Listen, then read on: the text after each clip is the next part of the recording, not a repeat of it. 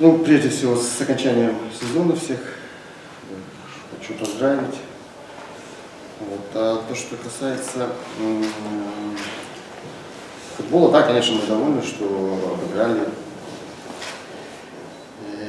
гродненскую команду, тем более в гостях. Ну, очень тяжело, мы знаем, что у Игоря Николаевича все команды достаточно обученные, и с ними всегда очень сложно, если такие бойцовские. Поэтому мы рады, но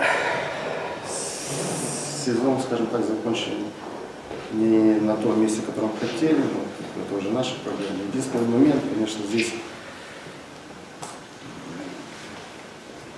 в плане, скажем так, поля, самое главное было сегодня, это ни в коем случае там не относится, чтобы хозяева подготовили, не подготовили, здесь больше вопрос к другим людям.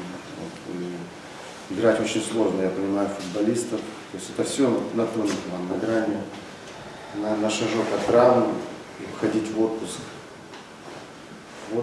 Тут не в отпуск, не важно, с каким-то повреждением не хотелось. Вот, поэтому ребята бились, боролись, но я так считаю, практически все было в пределах правил,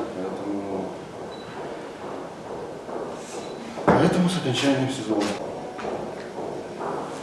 С хорошей командой мы играли и, в принципе, подготовились неплохо. Не дали ничего практически «Динамо» создать. С игры команда очень мастеровитая, мастера высокого уровня, они использовали два стандарта. Поэтому это индивидуальные ошибки игроков. Линия атаки «Динамо» оказалась в этих моментах сильнее нашей линии обороны. А так, в общем-то, могли мы забивать при любом счете. И хорошие у нас были выходы в атаку, хорошие позиционные атаки. Поэтому поздравляю всех с окончанием сезона и «Динамо» с победой. Николаевич, сегодня вы не ходили в раздевалку в перерыве, да? Почему? Мне так показалось, что почти все время проведется.